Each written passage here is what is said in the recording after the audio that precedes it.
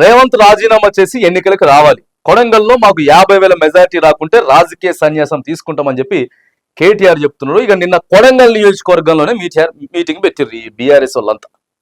Meeting పెడితే దానికి నిన్న సోషల్ మీడియా మొత్తం మామూలుగా కాదు, మొత్తం అదే నడిచింది. నిన్న సోషల్ మీడియా కొడంగల్ పోయిండు కేటీఆర్, ఓ మస్తు జనాలు వచ్చిర్రు, ట్రాఫిక్ జామ్ అయిపోయింది, ఇంత ఫాలోయింగ్ ఉందని. సో నిన్న కేటీఆర్ అయితే క్లియర్ గా చెప్తాండు, రేవంత్ రెడ్డి గారు రాజీనామా చేయాలి కొడంగల్ నియోజకవర్గానికి, ఆ తర్వాత మేము పోటీ చేస్తాం, మళ్ళా మా నరేందర్ రెడ్డి పోటీ చేస్తాడు, 50,000కి ఒక్క ఓటు తగ్గినా కూడా మేము రాజకీయ సన్యాసం తీసుకుంటామని చెప్తున్నాడు. మరి దీని మీద ముఖ్యమంత్రి గారు ఎట్లా రెస్పాండ్ అవుతారో చూడాలి. ఏ బచ్చా నువ్వు చెప్పుడేందని అంటారా, లేకపోతే స్వీకరిస్తారా? ఎందుకంటే ఇది ఒక బిగ్ సవాల్, ఇది ఒక బిగ్ సవాల్ అన్నట్టే కదా.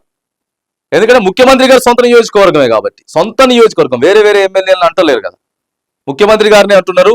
ఆ తర్వాత మరి అవతల ఉన్నటువంటి వర్కింగ్ ప్రెసిడెంటే సీదా నేను రాజీనామా చేస్తా అంటుండు. మరి ఈ వ్యాఖ్యలకు సంబంధించి ముఖ్యమంత్రి రేవంత్ రెడ్డి గారు ఎట్లా స్పందిస్తాడో చూడాల్సినటువంటి సందర్భం అయితే ఉన్నది.